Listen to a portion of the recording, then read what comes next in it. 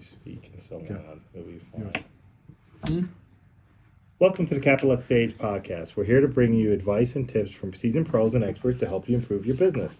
I'm Karl with Transworld Business Advisor, and my co-host is Rico Figliolini with Mighty Rockets Digital Marketing and the publisher of the Petrie Corner magazine. Hey, Karl. Hey, Rico, how you doing today? Good, guys. Good. Any sponsors today for the podcast? Well, Atlanta Tech Park is our major sponsor. I mean, we're in their podcast studios. So Atlanta Tech Park here in the city of Petrie Corners in Tech Park. It's an accelerator just down the block from and right on the road of Curiosity Lab at Petrie Corners. So this is a 1.5 mile autonomous vehicle track for those that don't know. It's the only one of its kind in the Southeast, and to some degree the only open live living lab, if you will, in North America, or at least in the United States. So lots of things going on, and looking forward to doing this episode. One of the other nice thing is it is powered by 5G, Sprint 5G system here, so that if you have a company that wants to be on that higher speed internet, mobility internet system, you can work out of Atlanta Tech Park or others, do test here, run that. So just a great hub of technology right here in Petrie Corners. Today, we'd like to introduce our guest, Matthew Scott, founder and CEO of Press Blend Squeeze Cafe and Juice Bar. Hey guys. It's a local juice bar that opened up in the Forum. There's a couple of them here in the Metro Atlanta area. And we're here to talk about starting and building a retail business focused on the healthy food movement. We know that everyone has been trying to get healthy, and we see folks trying different types of diets, trying different types of alternatives to the traditional fast food. And we found it really interesting, your approach in taking a look at this market and being an entrepreneur and trying to build one. So we want to talk a little bit about your journey in doing that. Matt, why don't you tell us a little bit about yourself? No, absolutely. And guys, thanks very much for having me. I really appreciate it. Before 2 years ago, I was not in this business. So I was in corporate America for about 15 years, both from significant leadership roles in Fortune 500 companies down to startup companies and taking them public, all in high growth areas. And I saw an opportunity here. And, it's kind of like how most people get brought to changing their diets. It's when you get punched in the face. And so myself, my dad looked at me and was given 5 months to live from the doctor, told me that he had stage 4 esophageal cancer.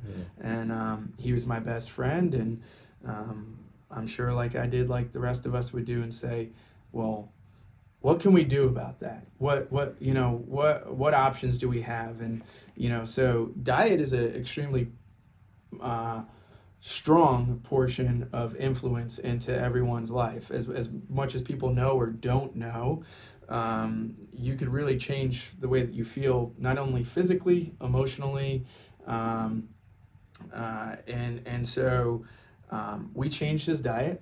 And instead of the 5-month diagnosis, we had him for over 5 years through food.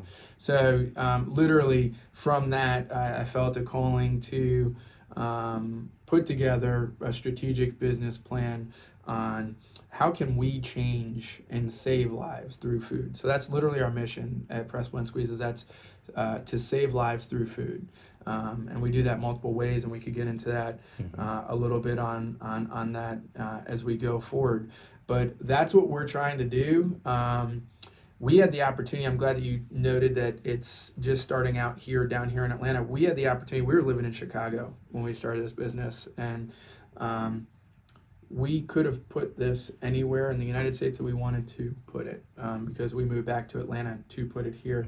We saw a significant void in the Atlanta market in comparison to other areas of the country from a quick service, healthy restaurant and juice bar.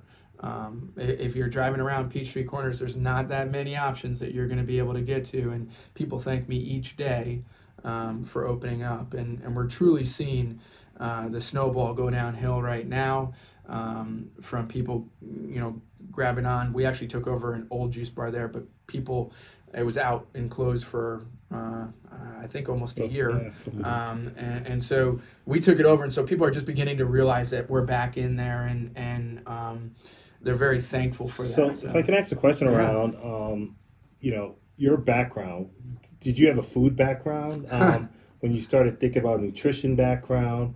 Tell me a little bit about your background and how it helped you, come up with the concept. Yeah, sure. So food background, if you call it this, when I was putting myself in high school through college, I was had the privilege of going to work for a quick service restaurant that was the first location of a then soon to be broadly franchised restaurant. So I was a hard worker. They brought me in and they allowed me to be one of their lead trainers and opener of new locations. So I got some good experience on how to take a model and replicate it and open it, in a new location, and to train the staff. In addition, from a food customer service aspect, I worked in restaurants going through college to make money. So I dealt with customers, delivered customer service, was able to take orders attentively and give that customer level of customer service in the food industry. But as far as being knowledgeable in the space, I considered myself a relatively healthy eater. I was always an active in sports, physical working out, and exercise. And so I would eat healthy, but my knowledge increased via doing my due diligence over the web and talking to industry professionals, doctors, nutritionists, etc. once I started looking into it for my dad. So what do most people don't really understand about the food choices they make, and how were you able to help modify your dad's diet? What were some of the changes that you saw really have an impact? Sure. So after my father passed, I was a little bit anxious. I said, Doc, my dad was 67. I got 2 young kids. Like, this, help me out here. And he said, your father's cancer was not genetic. It was not hereditary. He goes, there's 3 things proven to fight cancer, and that's eating clean, eating green, and exercise. So, reality is that majority of Americans, I would voucher to say that majority of people in the world don't eat enough green vegetables. Green vegetables, at basic biology, it has chlorophyll and photosynthesis, and that's what gives your cells energy. It also allows your cells to reproduce, gives them the strength to reproduce at a high level. And so cancer feeds on deficient cells. So if you're and this is part of what extended my dad's life, is by having cells that are strong and can defend themselves, cancer got nowhere to live. I'm sure we've all heard stories of people being able to overcome cancers and become cancer-free, and some of that's through killing, radiation and killing all those cancerous cells, but that kills all the good with the bad. So if you do some research, people have become cancer-free through diets. And so greens are that prominent thing. And, So one question along that. Why don't people eat more greens? Yeah. Here in the U.S., here in Georgia, what's holding us back? Okay, so let's be real. It is accessibility. It is convenience. Our lives are not going to get any slower. Our lives are not going to get any less busy. And the food that we have at our disposal is a convenience factor. And it's gotten to the place where the food industry is a business rather than a need. So, when we were all go back 200 years in the United States and we're farmers and gatherers and everything, we ate to survive. Now, people, the food is a business. They're trying to make it. What do you do in a business? If you're not going to grow from a volume standpoint, you're going to try to make it less expensive, more, and so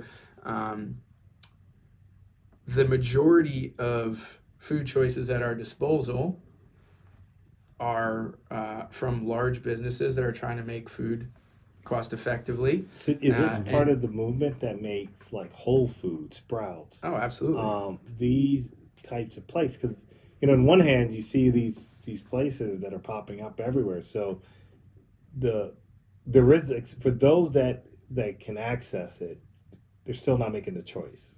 Whether you're in a supermarket, they're not building diets around fruits and vegetables and increasing the amount of greens in there. Well, I would be careful because the fastest growing segment of the supermarket is organic vegetables. Like, if you're looking at all the areas. Yeah, I mean, I can see when I go to H Mart, for example, when you go to an Asian supermarket, you will see a big area of vegetables.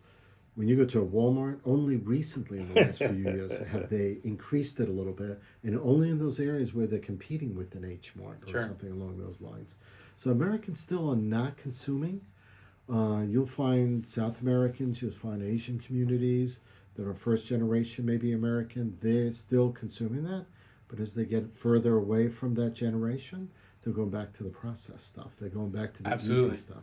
Yeah. I mean, if you think about in growing up in New York, how many fruit stands Every you would 2 go blocks, you would go to fresh if you're in Brooklyn, picking avenues in the city. Top Tomato was Top Tomato, big one over there. All of these places that had that, and so accessibility made it easier for people to get fresh, good quality, healthy food choices, and so as part of that, the shift in parts of the country where that tradition wasn't there, and it was more based on supermarkets where they can control what people are selecting is impacting that. Yeah, I agree. And it's accessibility, it's knowledge. So, people say, "Oh yeah, I like to eat healthy," but they don't necessarily know what that means. So, like, it's being able to truly understand. Even my father, he would joke to me and be like, "Oh, I'm eating an organic banana," and I'm like, "Well, you don't have to eat an organic banana. The skin on the banana protects the banana." Like so like it's the knowledge of how to do it, but it's also there is so much of an emotional, psychological. It's almost reactive because we're so busy. So all of a sudden, instead of it, you being conscious about what you're eating, your brain goes, "Oh, I'm hungry," and the reality is studies show that sugar is 8 times more addicting than cocaine.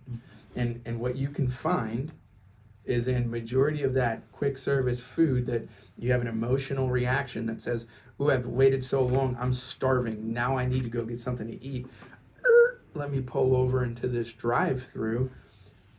I'm almost certain that almost any option that you choose there has sugar in it, high fructose corn syrup in it, so your body reacts, and there's an emotional receptiveness that goes off in your brain that says. You just brought something up though that really, and I haven't seen this, and it doesn't make sense to me now that you're talking about this. Is that you have Starbucks, you have Dunkin' Donuts.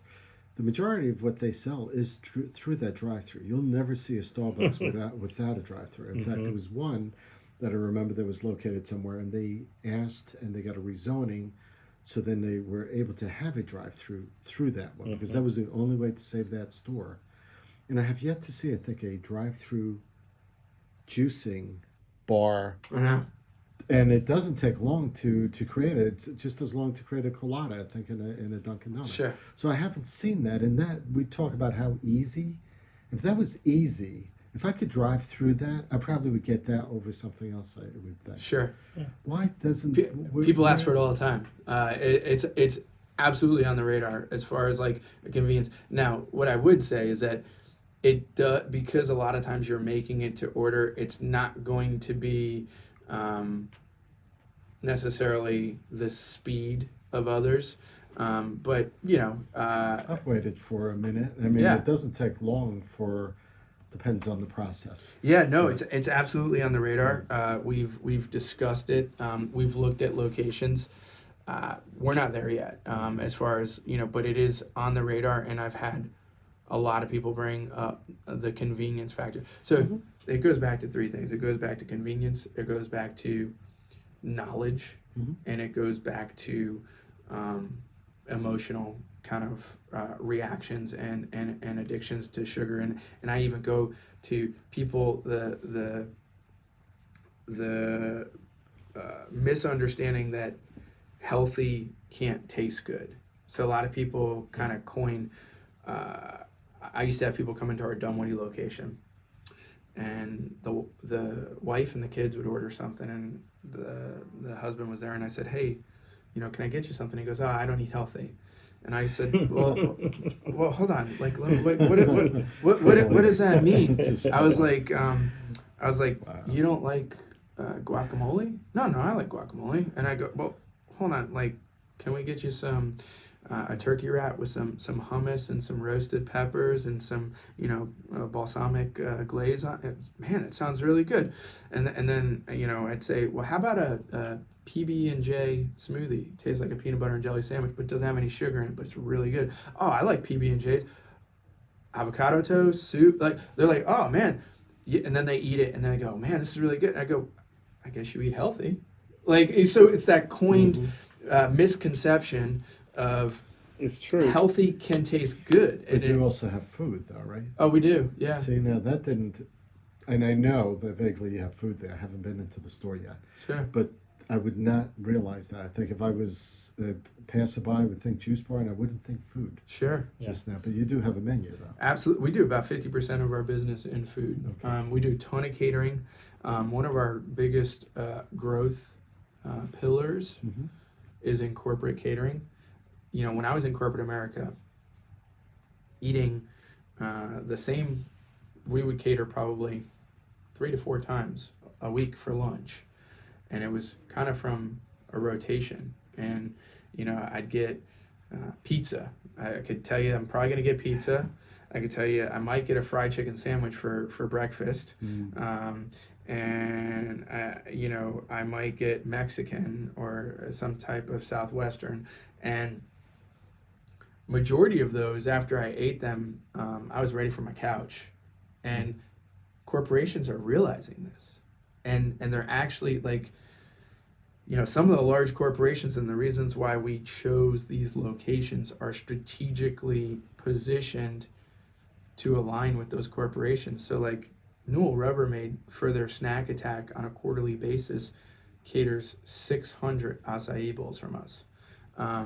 IHG regularly, for their executives. I'm actually, in February, I'm going down and meeting with the CEO's executive assistant, and she has 14 people that report up to her that schedule for hundreds of people, but we're giving them a tasting of our lunch. I mean, so we have these large corporations that are not only providing lunch for their employees, but they're being more conscious of what they're providing, because it's actually leading to productivity. Like they're going back and not trying to relax at their desk. Go ahead. No, I was gonna say I remember doing meetings and corporate training around the world for years, and we'd have 4 or 5 days of catered meals and so on, and I would actually ask for certain menus on certain days, because what happens right after lunch, Right. and they come back in and that energy drop. So we would actually specifically pick activities and exercise right after lunch, which had movement, kind of wake people up, because those heavy lunches, they'd come in with pasta, and folks would be ready to go snooze town. And but even having options that gave energy boosts, the afternoon snack break would have muffins and donuts and cakes and cookies, and we started shifting to nuts and trying. You started seeing that shift. But that was my two choices. There wasn't a menu of stuff that people could do Right. on that break time that helps boost that productivity that you were mentioning. So I think that's something that's happening in the market that people. So also we were talking a little bit before the show, before you showed up, and we were talking about how it's Amazon proof almost. You can't ship you can't ship Yeah, certain you things, can't- right? You Sure. still got to eat. You can't go out that way. But how do you find the challenge of doing? You opened a brick and mortar store. Mm.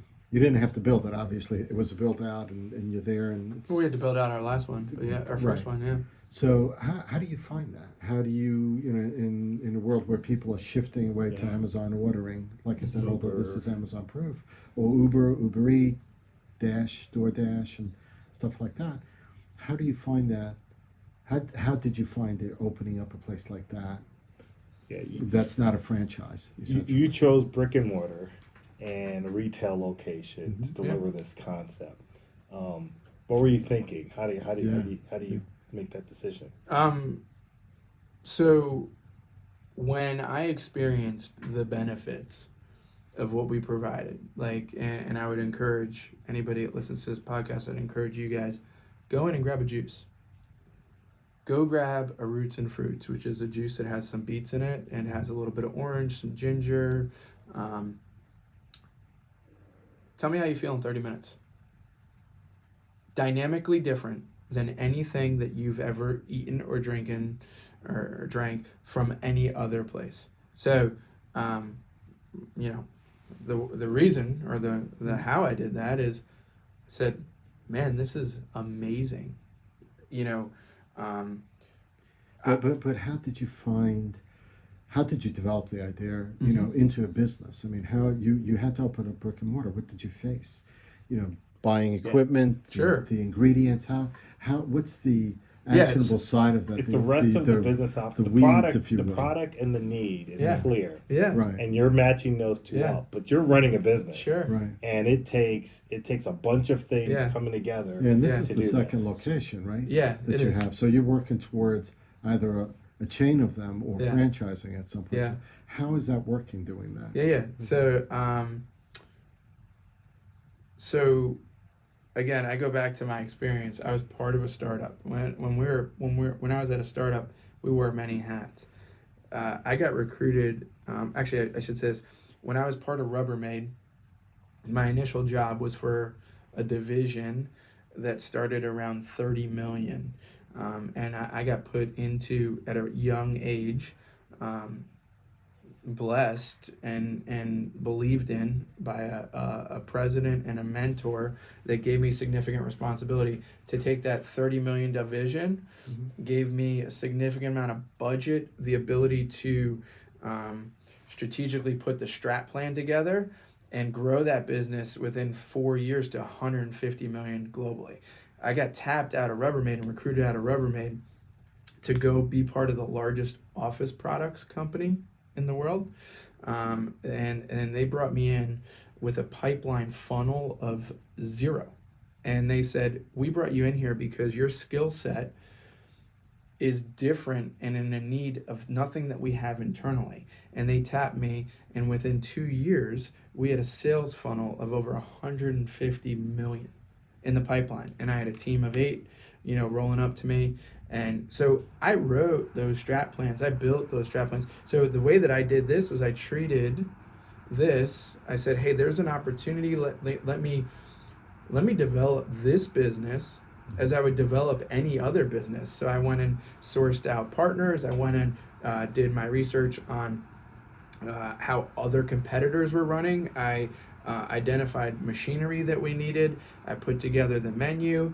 I oversaw all the marketing, and I mean, we've had wildly success in 2 years, that I feel so good about. I mean, and blessed. Honestly, we got almost 9,000 unique people that have come into our store and given us their telephone number and said, "Hey, we are okay with you contacting us.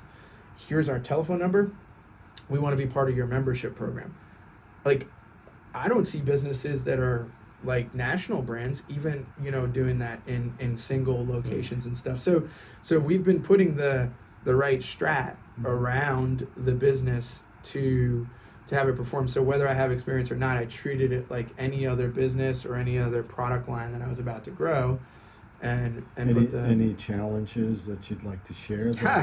Yeah, I mean, we all got challenges, Yeah. but I would say to folks that are entrepreneurs is be careful of your blind spots.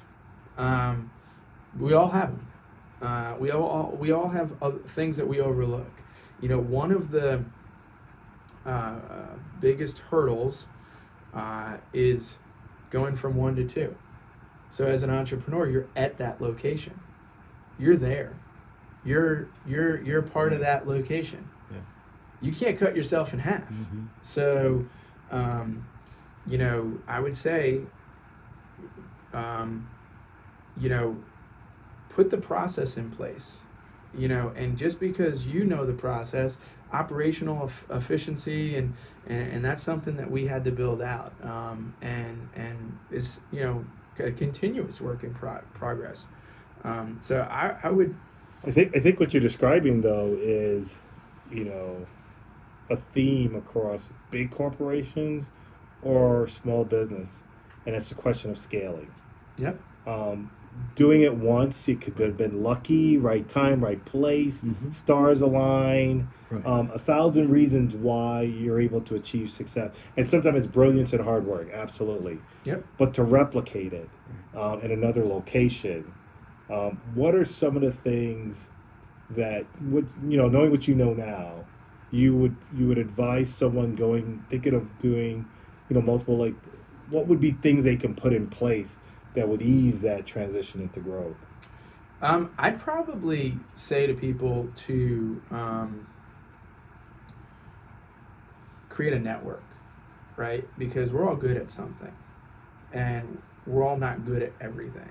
So by having a network of a sounding board or a trusted board of advisors, it allows you to be stronger in areas that you're weak.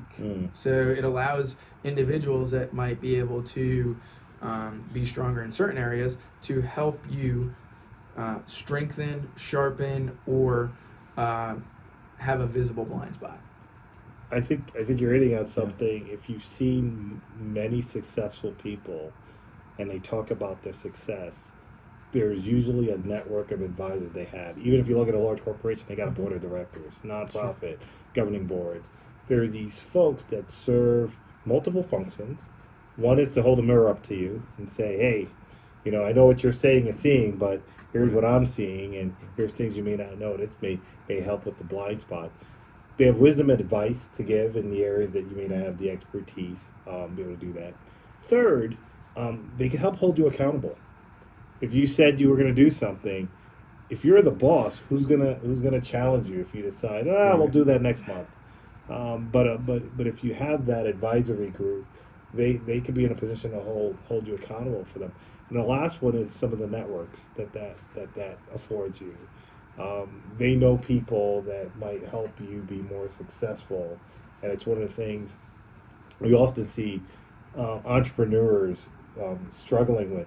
They eventually build it. We were talking earlier about these groups that do that, but they may go 15 years of pain in before they realize, man, if I only knew someone that knew about payroll and what could happen if I messed that up. It's like anything else in life. If you're a writer, you're a sports person, everyone thinks you're overnight success, but it took you those years of pain to be able to get there. And most people don't want that. They want to be able to see success, and maybe you get that advice from that successful person or that team of people to help you get there. Absolutely. Yeah, I've been really fortunate and blessed for the people that have come into my life, and you know what? A lot of times, people have the desire to help people. Sometimes you just have to ask for it. Other times, you have to go look for it. But people want to help people, and so. Entrepreneurs often like to think that they have to do everything. themselves. And that's something that an additional piece of advice I would give to entrepreneurs is you're no good to anyone if you're burnt out. Mm. So give yourself some space and give your team some trust. And No, I agree. As I said, the one thing you can't manufacture and create more is time. And so there's only so much time that an individual has. And as you grow a business, it actually requires more time very often. And if you don't build a team to support you to be able to do that, makes that a challenge. So tell me a little bit about what you got going on next. What's next for the company and for you? So for Happy New Year to you guys. 2020, it's going to be a great year.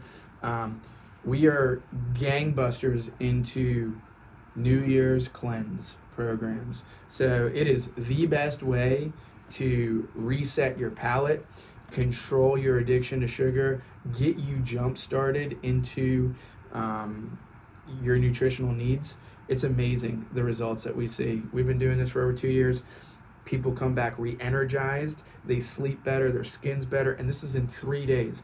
Last time I did a cleanse, I lost 8 pounds. I hear that over and over again, but you're refreshed, you're rejuvenated, and then crazy enough, you might think, oh yeah, after 3 days I'll be ready to eat a cheeseburger. You know what? You're not. Mm-hmm. Like, you're ready to go down the road of having that healthy palate, that healthy diet, and it's crazy what it does for you. So that's number one.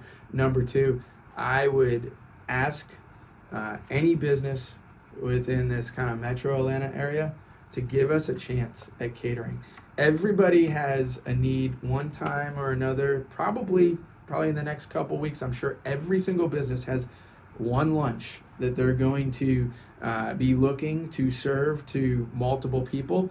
Give us a chance, put us in there, and I think you are gonna love it. I think you're gonna enjoy it, and I want to be talking to you about your second order. So give us a catering opportunity because it's totally an awesome experience, and we got resounding reviews and feedback from it. So we'd love to work with people. Awesome, glad. Well, you're located in the Forum, right next to Peachtree Moe's. Corner, Yep. And your first location is where? It's in Dunwoody Village, where the Fresh Market is, or if you know where Village Burger is, or if you know where the post office is down there. So it's in Dunwoody Village, which is getting rejuvenated as well. So that's kind of exciting. And how can folks reach you, learn more online, social media? Yeah, so we got thousands of followers on Instagram, and which is Press Blend Squeeze.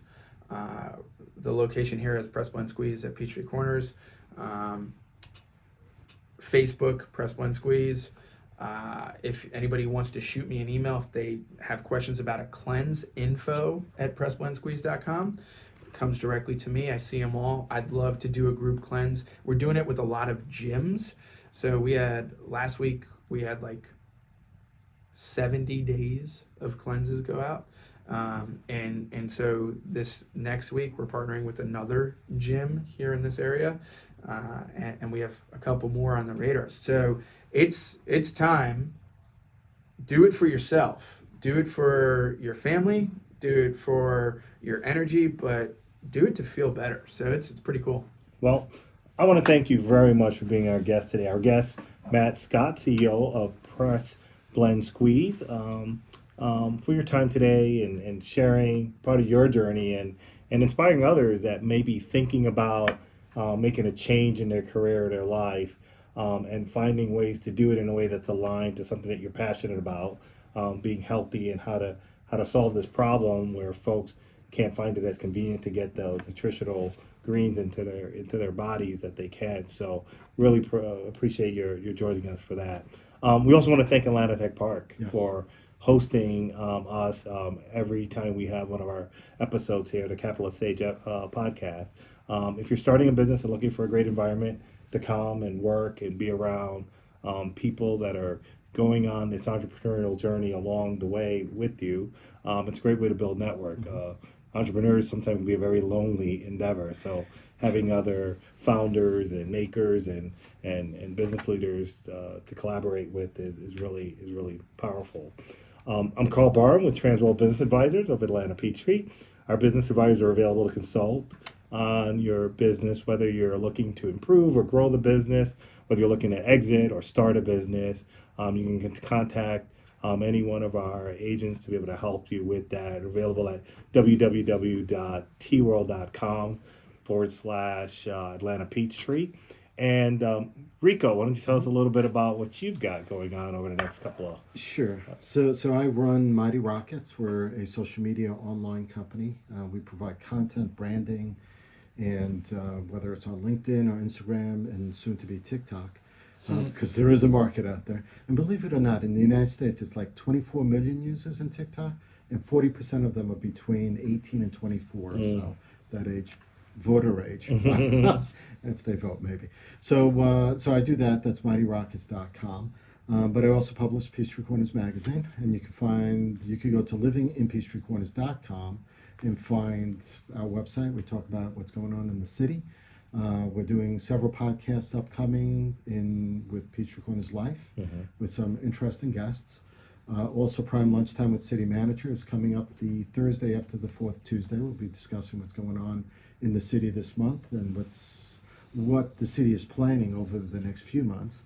A lot of new stuff happening out there. And we're working on the next issue of Peachtree Corners magazine, and the cover story, I believe the cover story we're working on right now, and it should be the cover, is innovative companies and organizations in Peachtree Corners. We'll be doing some podcasts as well for that to complement that. So there's just a lot of stuff going on. So if you're looking for any either trying to reach the audience here on Peachtree Corners through the family podcast, or you need someone to work with you online or branding, that's what I do. Oh, fabulous. Well, I would look forward to the next edition of the magazine. And folks, if you go around and take a look and read through it, just knowing what's going on here in the local community, whether it's business, whether it's what's happening in the political scene, what's happening with various organizations, just a good way to keep up with events and activities in the area. So I want to thank you for that. That's all we have for today. Look forward to talking to you some more and having some more great guests like Matt Scott that came to visit us today. Thank you, everyone. Awesome. Take care.